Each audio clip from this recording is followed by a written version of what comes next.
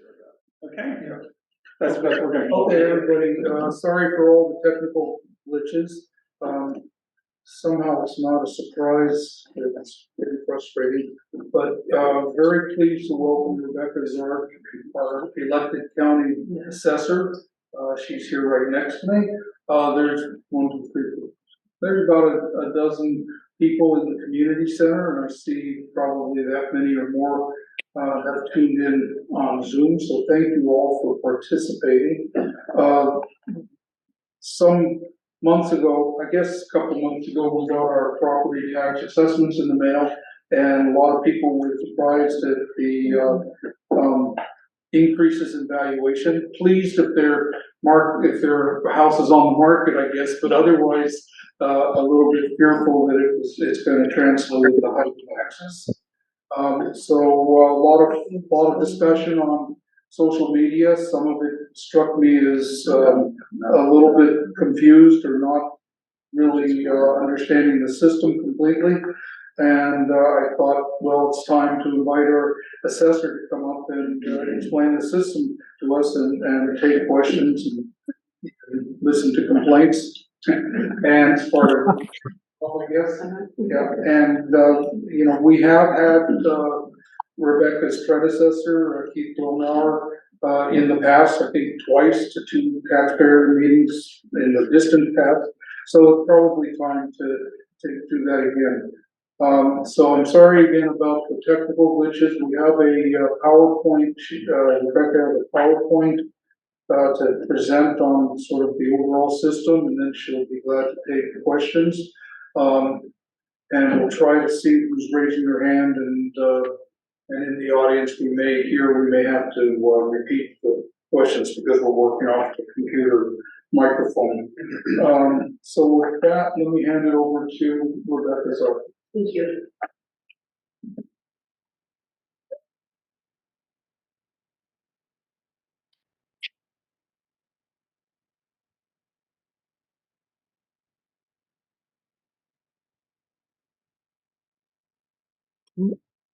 Okay, all right.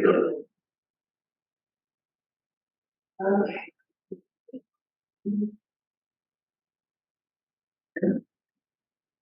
Oh, okay, good. All right, well, everyone, I'm Rebecca Zark. Thank you for the introduction, and thank you for the invite. A little bit about me before I get into what the office does. I was a residential real estate appraiser for about 18 years before taking office as the assessor. I've been appraising property in Whatcom counties, well, since 2003, I guess, which includes Point Roberts. I've been to Point Roberts many times and appraised properties here over the years. I'm a 3rd generation real estate appraiser, so I basically grew up in an appraisal office. I previously served on the Ferndale City Council. Before that, I live in Ferndale. Before that, I served on their planning commission. I've served on their parks board, and I'm currently the chair of the Ferndale Arts Commission. So I love my community. I love Whatcom County. I'm very devoted to community service, and I have the professional background to when I stepped into this role. And I just got sworn in for started my 2nd term. So been in office for 4 years now.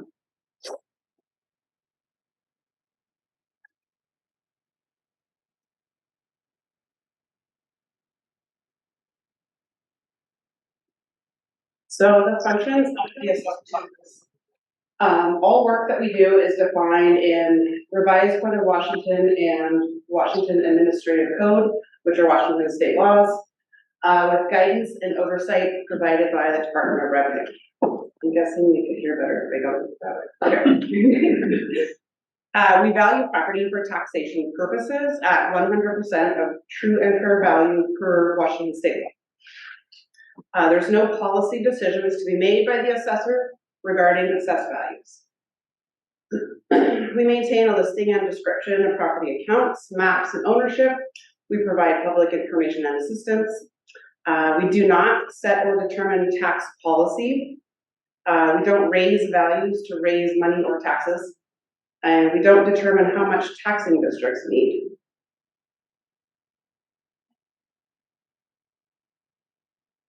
So most most taxing districts have budget-based levies. So a budget-based levy is each district, and so back up a little bit, your tax bill is made up of a lot of taxing districts that you pay to. So each district has their own budget, they decide their own budget. There is a law about a 1% limit, and that applies to the amount of property tax that each one can collect. And it is reflective of their legal limit, not necessarily what they're collecting. Some of them don't collect their full legal limit. So assessed values are meaningful to property tax only as a percentage of the whole value of the district. So up in the top, you can see the district budget is $1,000. Everybody's house there is worth $500,000, so everybody pays $250. They each pay their percentage portion of the total budget. So down and to the left, everybody's values went up to $600, but the budget didn't change, so they all still pay $250. And then over here, the values change, not the same. So each house changes a little bit. So all of their taxes fluctuate a little bit, but they still are just making up the total budget of $1,000.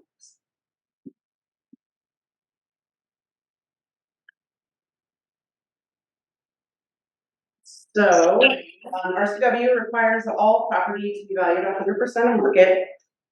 The WAC requires that all property be revalued every year. So to accomplish this, we divide the county into 6 different areas. So we inspect 1/6 of the county at a time. And then the remaining 5/6 is what's called a statistical update. And a statistical update is where we analyze sales versus assessed value, and then do group adjustments. We group properties together and just do adjustments based on market changes. New construction is inspected every year throughout the county as of July 31st. This past year in 23, we did inspections in Ferndale, Linden, and kind of the unincorporated areas in between. Next year we'll be out Everson, Nooksack, Sumas. So Port Roberts was last inspected in 2021 and will be inspected again in 2027.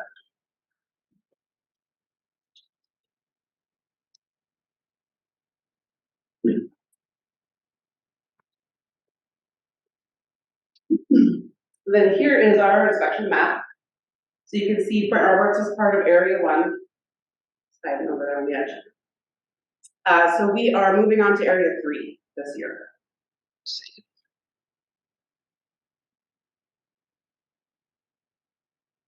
Department of Revenue oversight. So this past year, I personally received a letter from the Department of Revenue, which is a Washington state agency, about our low ratio.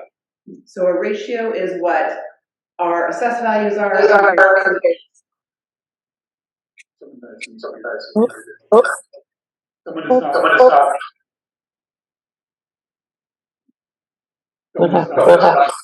Anybody, Zoom, please.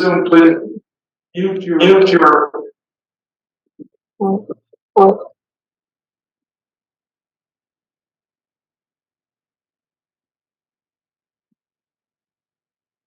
We can't hear you, Bennett. We get a load of this, might be interesting.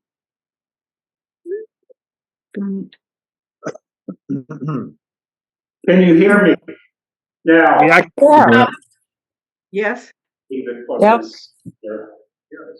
This is really weird, but There may be other people who have their microphones on, if other people have their computers on. Yeah, but and I think some of them turned them on because they were having problems hearing us here. We're gonna go. You want to continue from where you're at? I'm sorry for the delay right here. That's okay. If I can back up a slide, or I guess they won't see the current. Do you want to go back a couple slides, or do you want to go from the current slide? Back slides, go back. Go back a few. Go back a few. Okay. Projection has to be on the left side of the screen. Can you put it in center and maybe? Oh, Is that a projection? Oh, try. You're not missing one. In the meantime, will everyone who has not muted themselves, please take a moment to do that now so that Rebecca's presentation will not be interrupted by our noises in our homes. Everybody just go mute yourself now, please. Okay,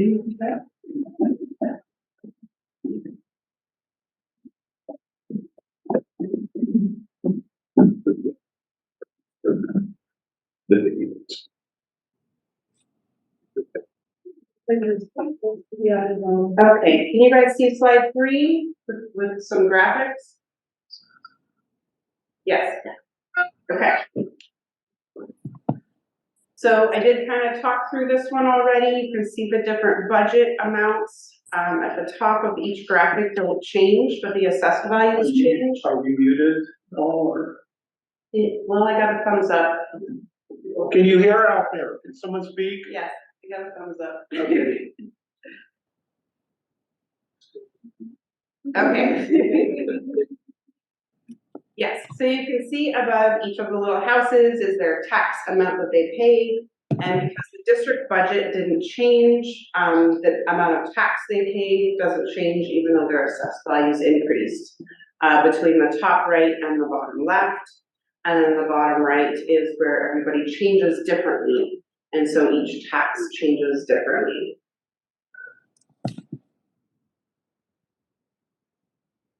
Okay, here's just some legal or state law information about assessed values, our legal requirements, how we assess and how we appraise everything in the county. We do 1/6 inspection.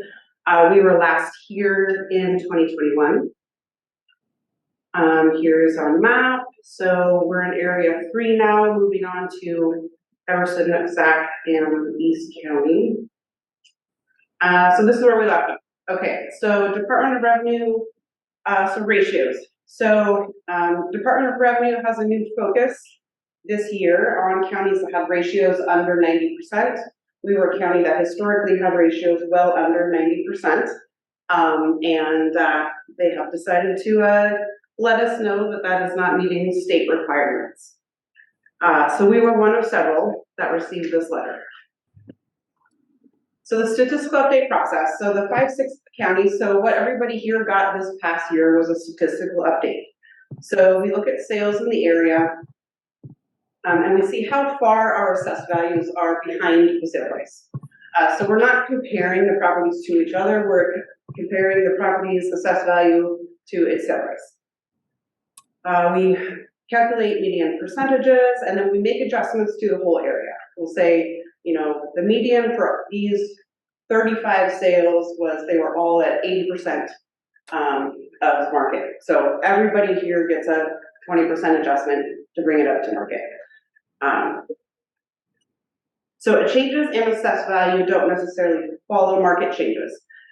And the way that this happens is sometimes, especially places like Point Roberts, there's not always a lot of sale data for us to draw on. And we usually go quite conservative. In the past, we've gone very conservative with adjustments if we don't feel we have enough data.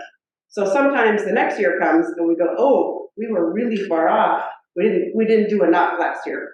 So we have to do more this year to catch up to where we should be.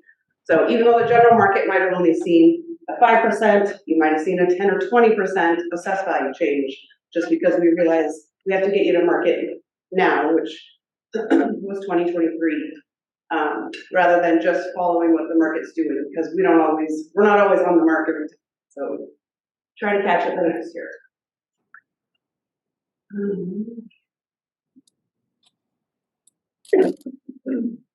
So most properties here in Point Roberts saw between 6.5% and 28%, depending on the property type. So we analyzed property types together.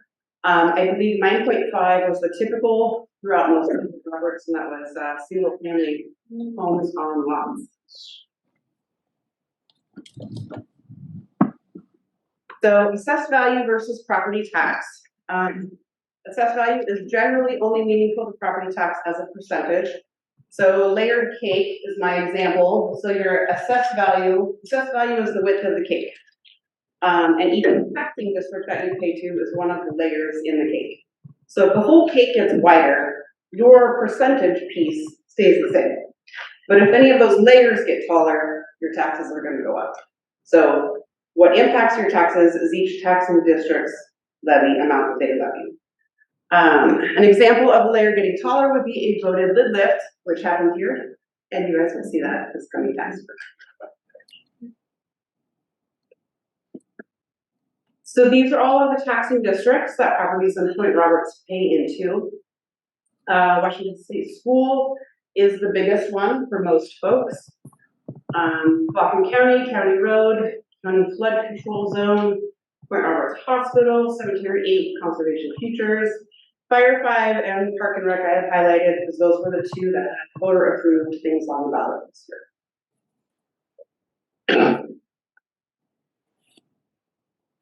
So here are the 2023 voter approved measures, which will impact your 2024 taxes. Point Roberts has 1,247 registered voters, about 4,666 real property parcels, and approximately 2,600 improved parcels. So here are the two different tax levies that were on your ballot: Fire District 5 and Protection and EMS. The levy rate went from 0.69 to 1.14. The result is $225 a year for a property that's assessed at $500,000. And then the Park and Rec went from 0.135 to 0.215. So that is for a property assessed at $500,000, it's a $40 increase per year. I thought it was interesting that, now it's so small on there, 336 votes, yes votes, is what passed the tax increase for the 4,600 properties here. Which is kind of a unique thing about Point Roberts. A lot of property owners are non-voters here, or, well, non-voters because either it's a second home or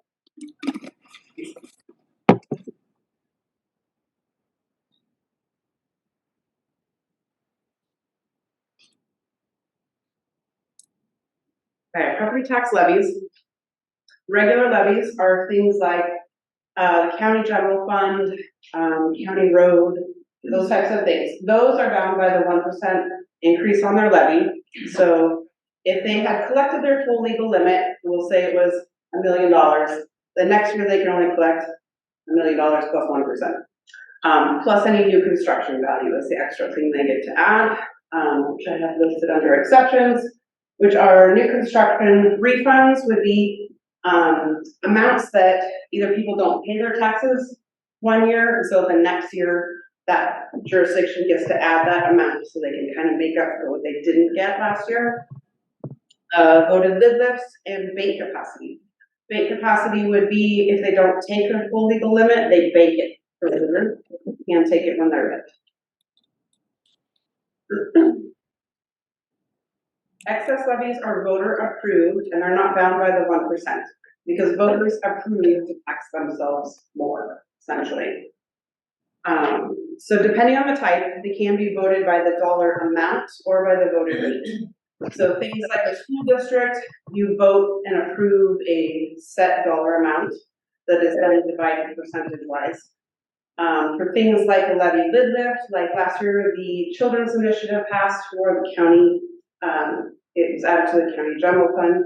That was a lid lift. So voters approved the rate that then got calculated to the budget. And I know many folks from here have appealed their value before. So the value appeals go to the Board of Equalization. The Board of Equalization is a third-party entity and is part of the County Council office. This year, for 2023 values, we're expecting about 1,800 appeals. So last year we had double the typical, and we had 540.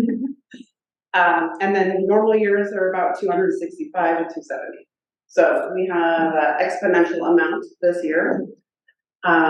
We are not legally required to reply in writing or to attend the hearings.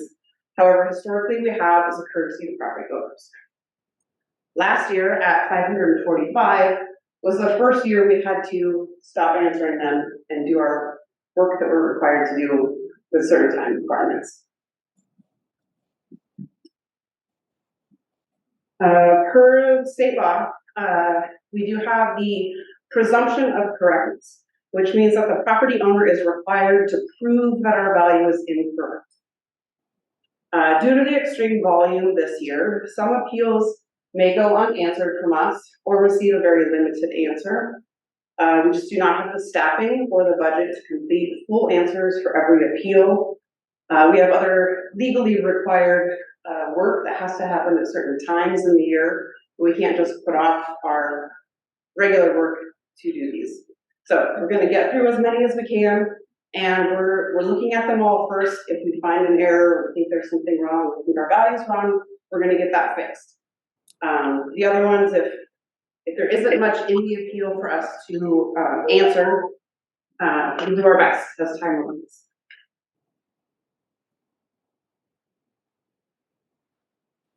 So here is the property tax exemption for senior citizens and people with disabilities. Figured I'd touch on this for anyone who might qualify.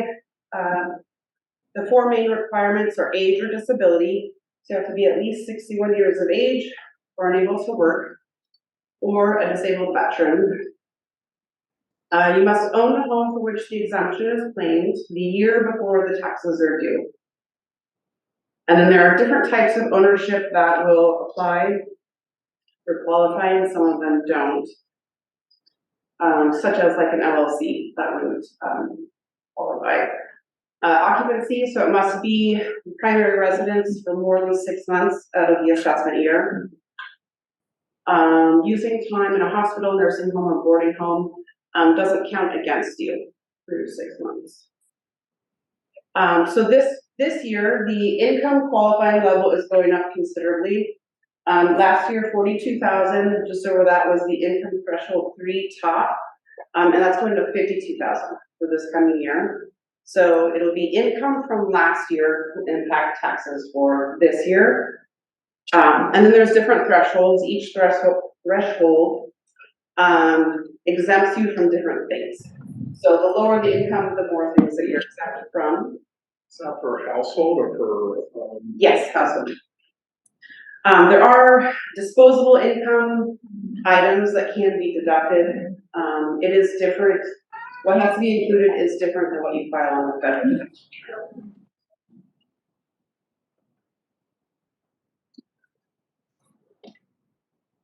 Website and online information. So we have an interactive tax parcel viewer that launched a few years back. If you haven't seen that yet, it's really fantastic. You can GIS, you can street view, you can aerials, you can go back and view past aerials.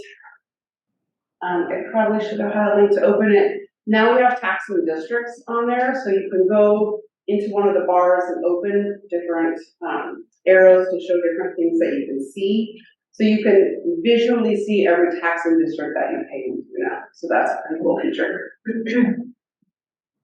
We've added a bunch of links to Department of Revenue publications on our website, which are helpful for many. We have pages on understanding assessed value, how levies and assessed values are connected to property tax, other great stuff on our website. So we keep working to put as much information as we can out to the public. We are very aware it's not an easy topic and it's a complex system. And we keep trying to share as best we can in as many ways as we can. So there I am, I'll quit sharing. I have a question about the eligibility. Hold on. Sorry. We're still at the. It is, I'm just thinking if she wants me to go back to the slide. Yes.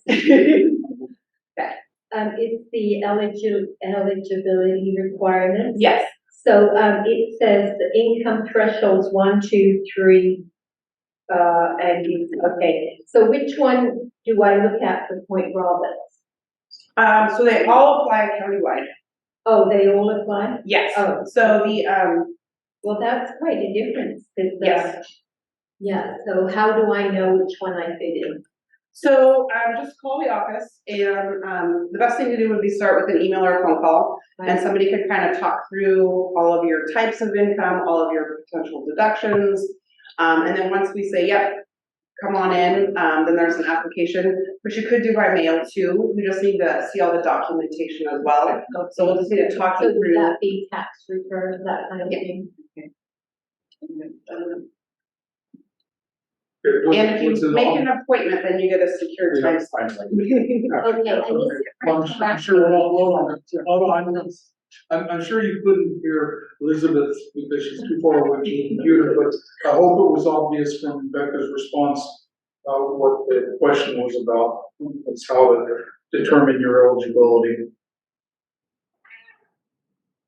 I'm Yes. guessing that there's no hope for Canadians. Is that correct?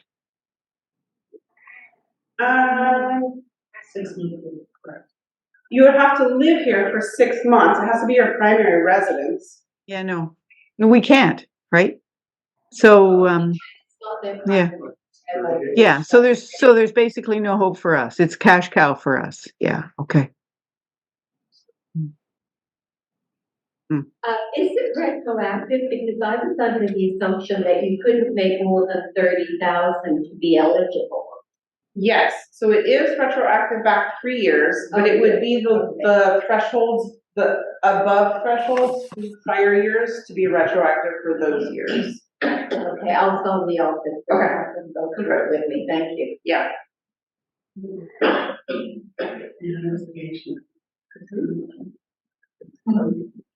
have a question. Not a question, but I do have a comment. I noticed that the total number of votes in favor of the increase amounts to just a shade over 25% of the electorate. So this decision about the shift in the overall assessment values and the associated payments are being determined by a very small majority, I should say, a majority of a minority.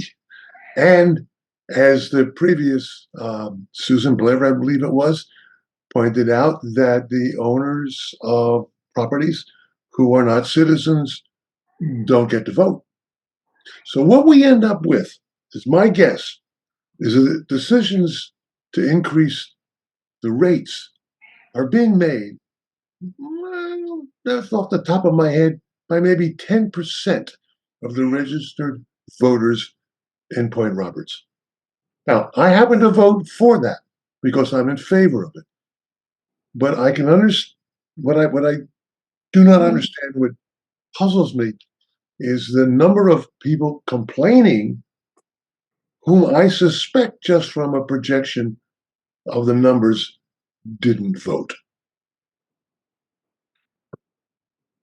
That's my comment. I think there was about just over 500 voters who did vote out of the 1,200 some that were registered.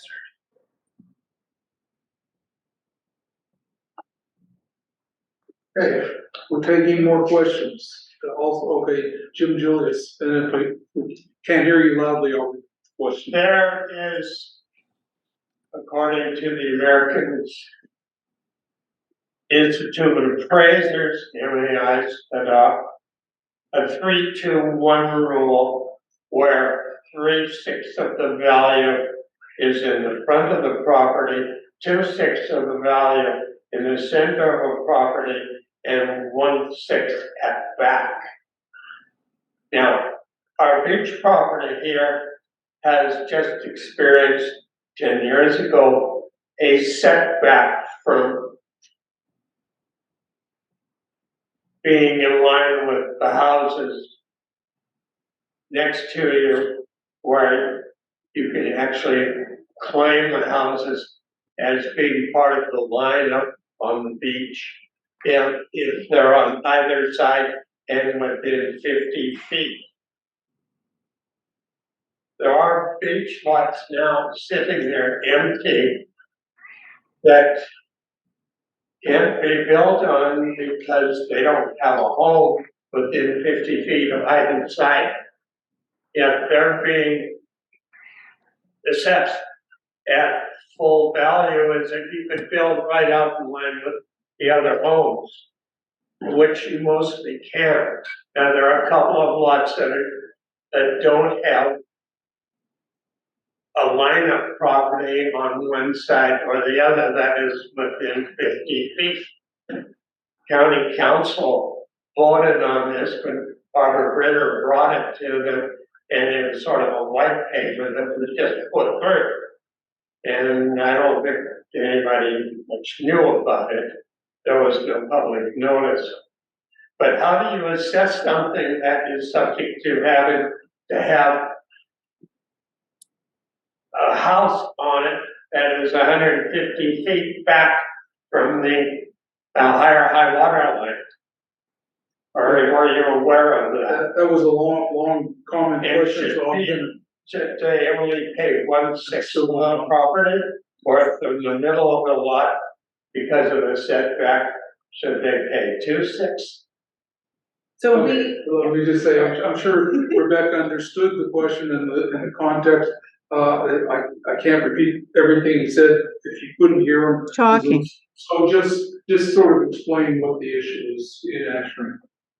yeah, Who's talking? Go ahead. Who's talking? Jim Julian.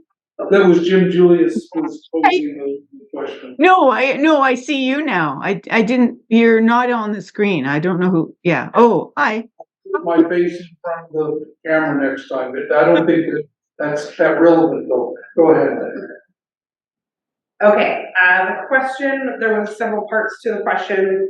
One was about, I think you're referring to Appraisal Institute. There's sort of a disgruntled presentation.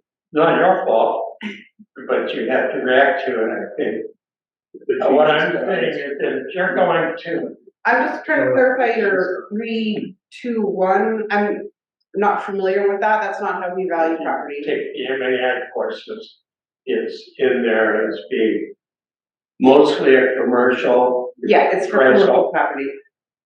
uh, Yes, I'm not familiar with that being used for residential. So in some situations, there could be a lot back 150 feet from the water, which would put it behind the dike road. So that lot, that far back would be the value of the lot in front, because the lot in front. Yes, and I will say there are probably cases like that we're not aware of or we're not familiar with, and those people should appeal their value to bring it to our attention. So we do our best, we research as best we can, and we have to inspect many thousands of properties very quickly. And so, yes, please appeal if you are aware of those situations or if that's your property. Let me throw out a question that's kind of related to waterfront property, although not really related to Jim's question, but we've heard, that's probably true, that over the last couple of cycles, waterfront property, and maybe to a lesser extent also water view property, went up quite a bit relative to other properties. Makes a certain amount of sense, unless. Call from Brian. You need to mute that, please. VL, mute. Yeah, whoever I was. Okay, so I don't know why that wouldn't have always been the case, but in any event, if properties of a certain category, like waterfront properties, really have gone up more percentage-wise than, say, my non-waterfront property, does that mean that as a process of equalization, that their tax bills will go up and mine will go down, relatively speaking? So so the inspection years are usually when the biggest changes happen. So that's when we're looking at a property and trying to update all of the information, the quality, condition, and getting as accurate as we can because we only see from the outside. So those years, you usually see the biggest juggle. So some will go up, some will go down, some will go up quite a bit. So those are often the times when the ones that go up quite a bit more, yes, their tax bills are going to reflect their new percentage of the whole. So, for that answer. Yeah, so somebody else's percentage could be go down Yes, because it's got to add up to the whole. yep, because we're eating a cake, so one person's piece gets bigger. The others get smaller. I have a question. Hi. If your home has been destroyed from an act of God, which was a very large fir tree being upended, and it split my house in half, I lost my home. Do I have to have pictures, drive down to Bellingham, show the people in charge and say, I have no home, it's gone? What's my procedure? Yeah, so first, I'm sorry to hear about your home. Thank you. We do have a destroyed property form. You can just email the office. We'll email you the form. You can email the photos. You don't have to come in. We can do most things online.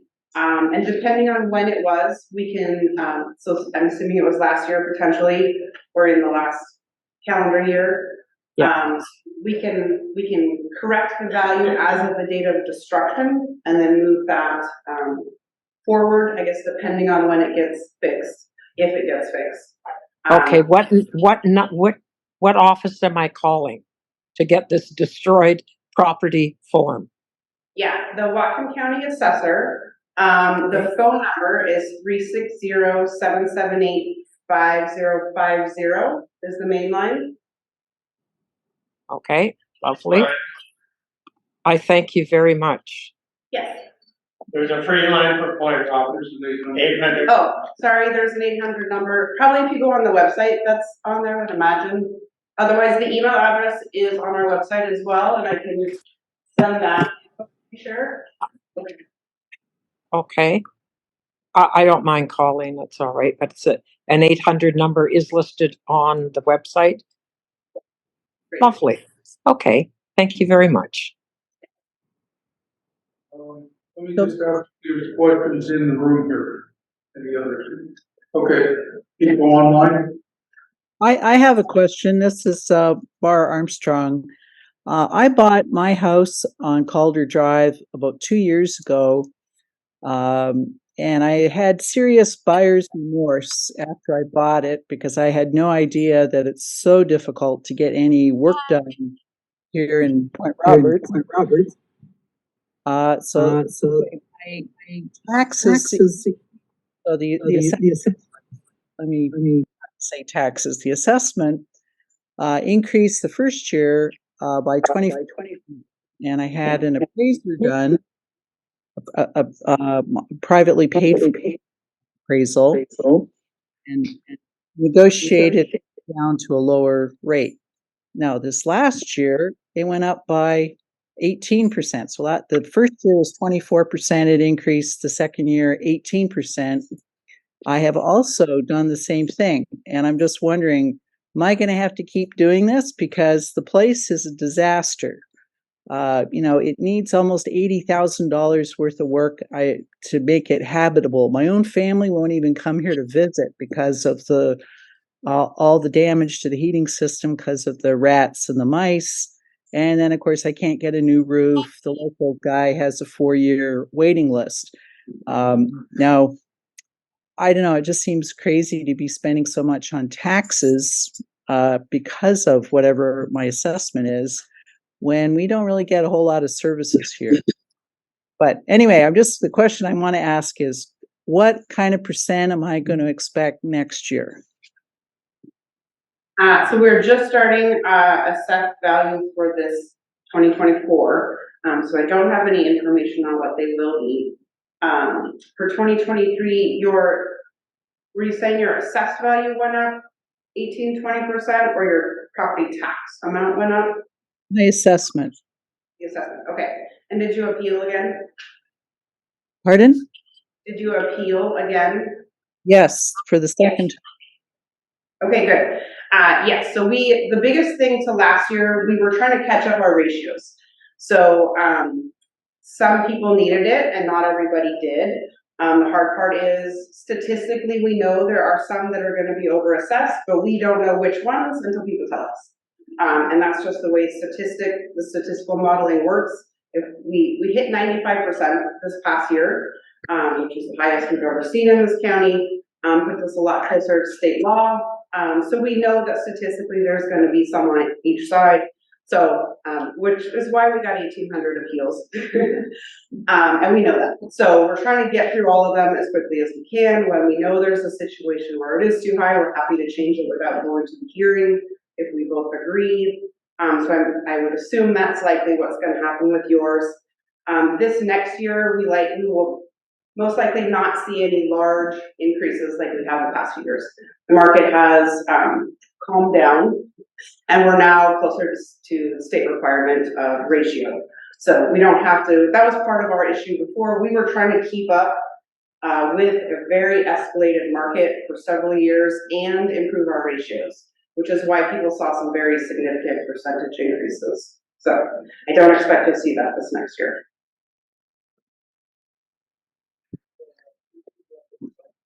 Other questions? Okay, I'll throw one out. It seems to me that Point Roberts must be a difficult place to assess. It seems to me that it's a small community. We have 2,000 residents, 26. something like that, and a lot of variation in size and quality of houses. No real developments, very few developments, no tract houses. And property values, we all know that property values here have not experienced the dramatic increase that almost every place else along the west coast, from San Diego to Vancouver, have. And there aren't that many houses, properties sold in a given year. So how do you get your comps? You can't, if Blaine is going up on average 20%, that certainly doesn't mean that Point Roberts is going up that way. Yes, and I think historically we have been very conservative with our assessed values here because there was very limited data. But then that creates years when we go, oh my goodness, we are so far behind, which is part of the last few years of trying to catch up to where we should be. Especially once 2020 hit and we were taking a look at the sales data that had occurred and we said, wow, we're really far behind, and yet the borders closed and all these things were going on, and we were very conservative that year, even though we knew we were still really low. We did our best to not rock all the boats to our best ability. So yes, it is a challenge, and that's why there have been years where values have changed very much here for many, many years when they probably should have. So we do look at data back 3 years when we don't have enough sales in a year, and then we use those 3. So we do our best, and often we're more conservative, and then we try to catch up, which nobody likes to catch up here. Okay, more questions? If I can ask another question on behalf of one of my neighbors who's at the emergency fire drill practice, and she's not here to ask the question. Is it better to get an appraisal when you're trying to have you guys look at our assessments? Last year, my neighbor did not get an appraiser to value her property, and her increase was sustained. Like, she didn't get a reduction. And then her assessment went up, way up again this year. I mean, they're almost thinking about moving from Point Roberts. They're kind of a little bit upset about the whole thing. Now, I'm not sure if she got an appraiser this year or not, but how much do you weigh an appraisal when you're doing these reviews? We definitely will consider an appraisal good support depending on the appraisal. We've seen some appraisals that are not of great quality or using sales that are just really not appropriate sales. We saw one where somebody had sold a half interest in something and the appraiser used it as Whatcom. So for the most part, we will take an appraisal. Looks good. We're good with that value most of the time. The key would be to do the value as of January 1st. So any appraiser that you're going to hire, you'll want to make sure they're valuing it as of January 1st because that's the effective date. Unless it's new construction, then it's July 31st.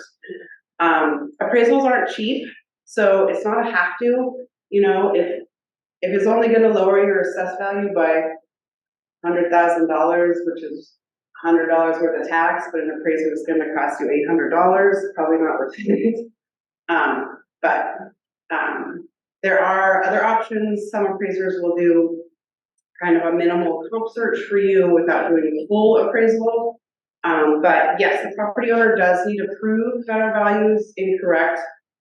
Just stating the increase is too high, or that type of thing, doesn't provide proof. So an appraisal does provide support and proof when they have that. I hate to say, yes, go do it, because it is expensive.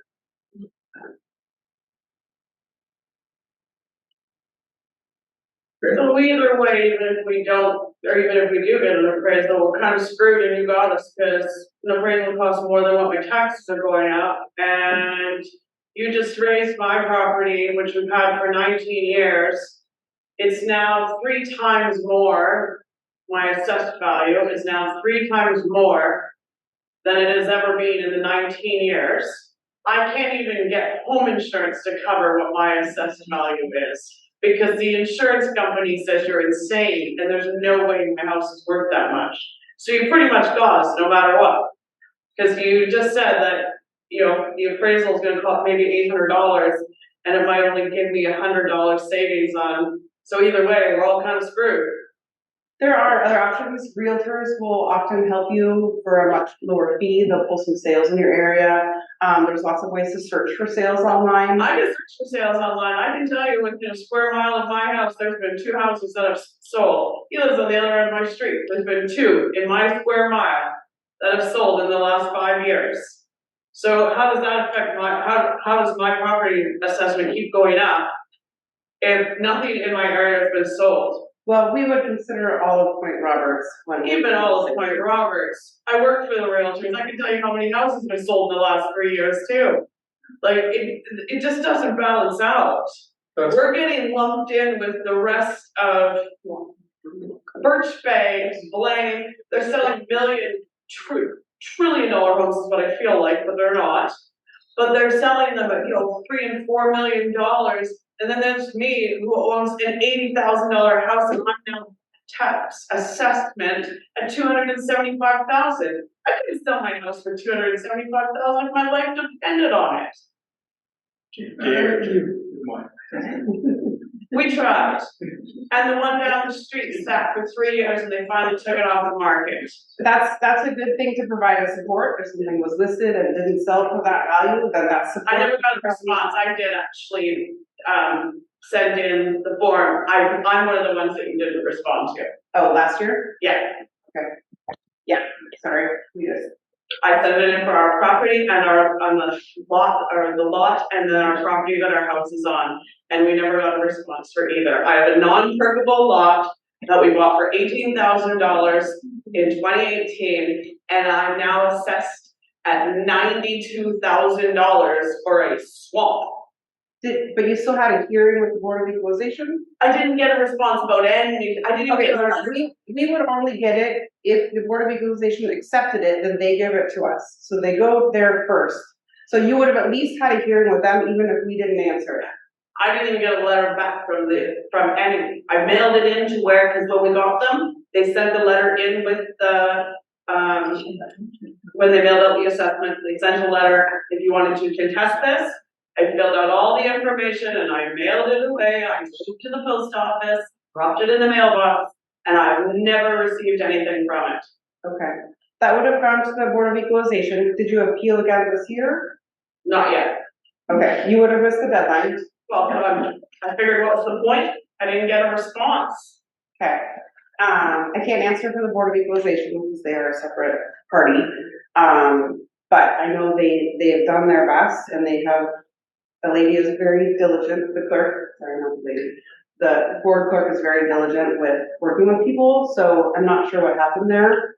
That is very unlike her, to not answer something. So, you could reach out to her and see. Yeah.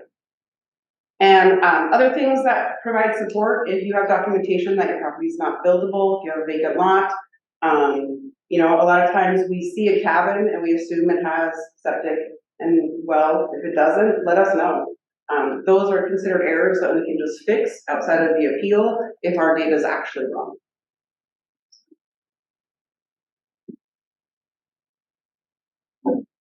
Okay. Other questions? Otherwise, I guess we're coming. to I have a close. question. Yep, please go ahead. I'm wondering, Rebecca, what does the county take into account for the degree of difficulty that homeowners have in Point Roberts for repairs and finding repair people, tradespeople? To what degree does the county take that into consideration? Because it's a real factor for appreciation of our home values and even just the burden of home ownership in Point Roberts. Yeah, I think we are primarily looking at sale prices. So if somebody's willing to pay, that kind of sets your market. And one would assume that a knowledgeable buyer would know of those issues that happen up here. It is a very unique area. Sounds like at least some of you didn't know about some of those before you moved here. But we do assume that buyers are doing their research, and that, you know, they're paying market value. When there are things that are destroyed or in disrepair, we will often discount those further than we would in other areas of the county until they are repaired, because we do know that there are more challenges once things get to a certain depreciation level. Well, a lot of difficulty. Sorry, go ahead. No, go ahead. A lot of difficulty happened during and post COVID with repairs and a lot of plumbing that pipes burst and whatnot. So that's not buyer ignorance. That's environmental factors beyond any of our control. So, and then you guys hit us with increased taxes right after that, which, you know, for many that would be a burden, financial burden. So just, is there any consideration for that? Does the county take that into consideration? Coupled with, you know, the difficulty to get services here. I mean, it's almost like the county should, I mean, this might be beyond your scope and outside your capacity, but the county should take into consideration like a project to support tradespeople in this area. It would increase property values and support morale and build, you know, a lot of community relief, because this community needs relief and support. Yes, I agree that the county as a whole should create more opportunities here that is outside of my office's scope. I will say we definitely had sales 2020 and on. I think like a lot of areas in Whatcom County, probably a little less here with the border, but people can now telework that they didn't used to be able to. So we have people, you know, downtown Seattle, they're like, why am I paying this price? I can go live in, you know, Whatcom County and pay half as much and go hiking or go boating or whatever, anytime I want to. So we saw a huge influx throughout the county, and I know we saw not plenty, there were some sales here through those times too, which told us that that did direct the market and what values did. Yeah, if only we had good broadband. Yeah. It's against the law for a real estate person, licensed as a real estate person, to collect monies for an appraisal of a home or whatever, unless there is a significant probability that the person is going to list it. Okay. So, I you can't do an appraisal, copyrighted, unless you are an appraiser. You can do a drive-by and say, you know, if you're ready to sell the problem or this. But an appraisal usually takes 4 or 5 hours. research or more. And you have to be licensed to be, or state that you are an appraiser. Because we're not cutting into their territory, and they don't cut into ours. They don't sell, we don't appraise. But you're doing assessments because you're assessors. And last time I heard, you can't say you're an appraiser unless you've got a license. And it takes about, if you're 30 years old, be an MAI, remember the appraisal is to do. And yes, I am a certified appraiser, and I have. That's all right. No, I am not affiliated with the Appraisal Institute at this time. Both my parents are MAI appraisers. That's a commercial designation. The SRA is the residential designation. Yeah. Yes, I do have a state of Washington Department of Licensing and Certification. You know what I'm talking about? Yeah. Yeah. So I do have that. We have several realtors in our area who offer a CMA, a market analysis for people. They can pull comparable sales for people. They just don't provide a number at the bottom, but they can help give you sales and support for your deal as well. They can legally do that. Because there are people that are familiar with this.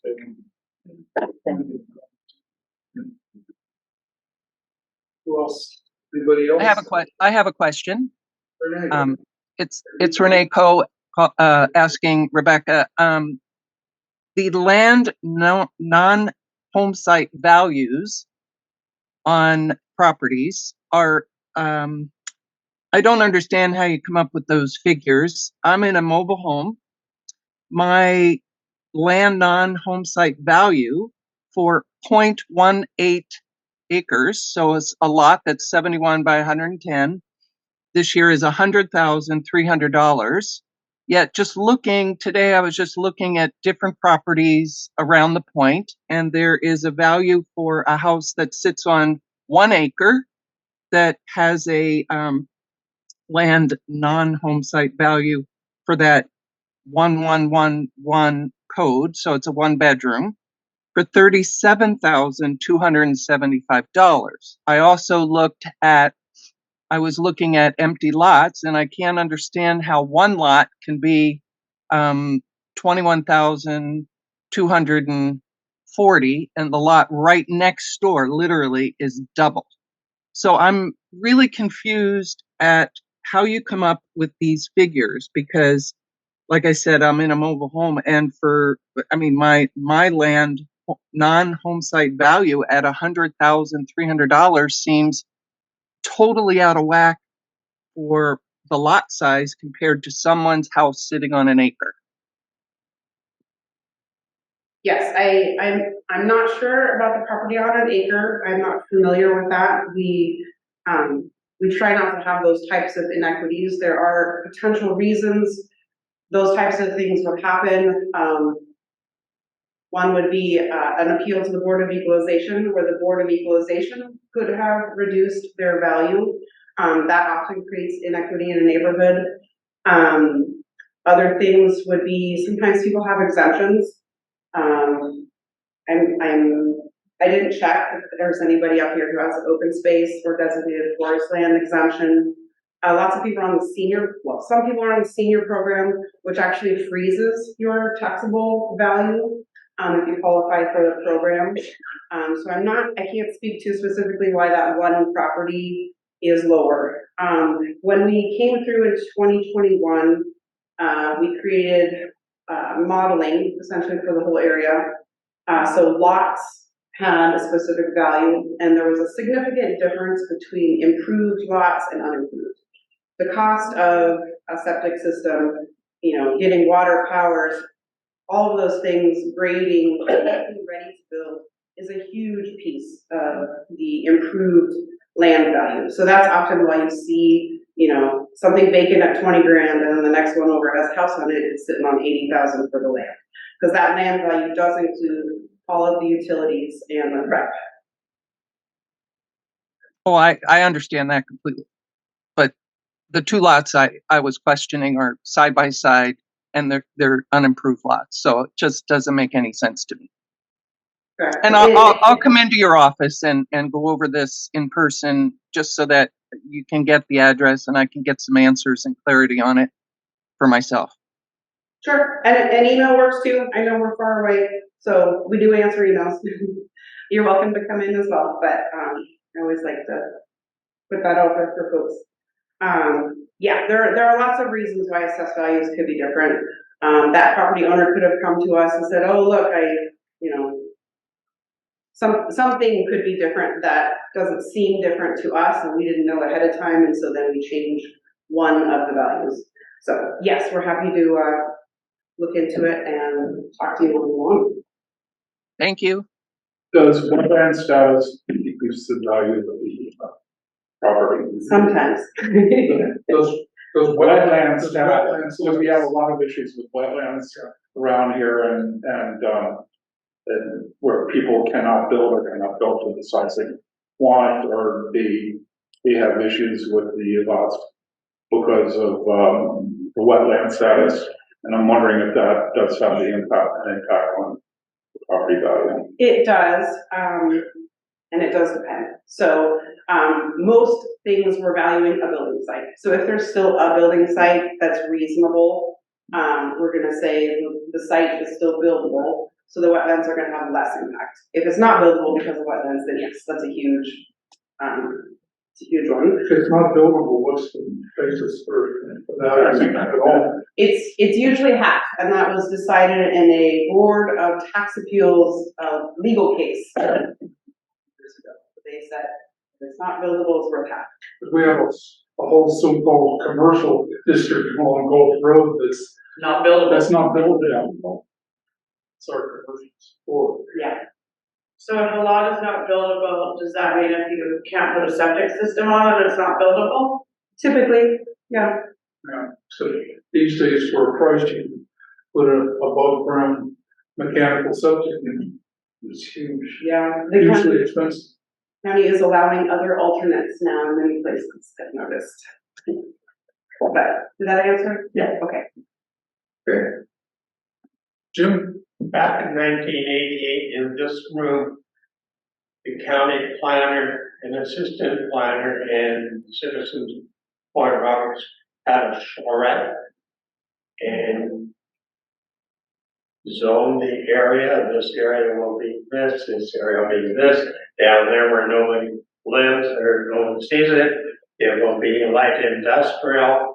And now there's a sort of a new group of Point Roberts who I've never heard of this and think this is a good idea to do this way, when all you have to do was go back to the animals and Point Roberts, and there it is.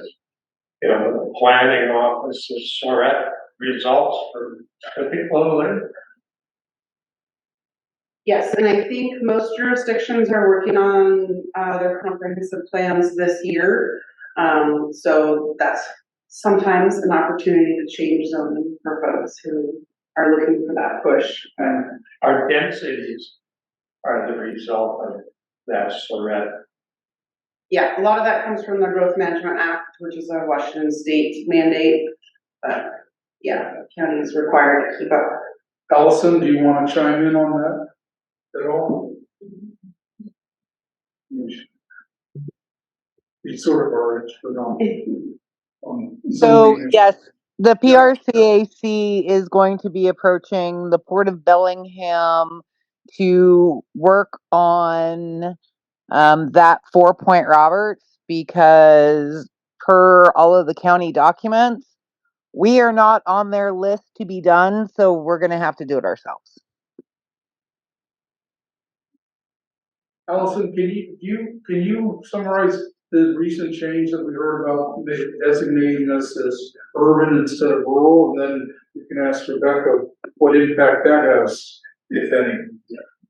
Oh, so the federal government has reclassified Point Roberts because in 2020 they decided that they were going to look for anomalies such as areas like Point Roberts that are highly built out with a lower population on census day.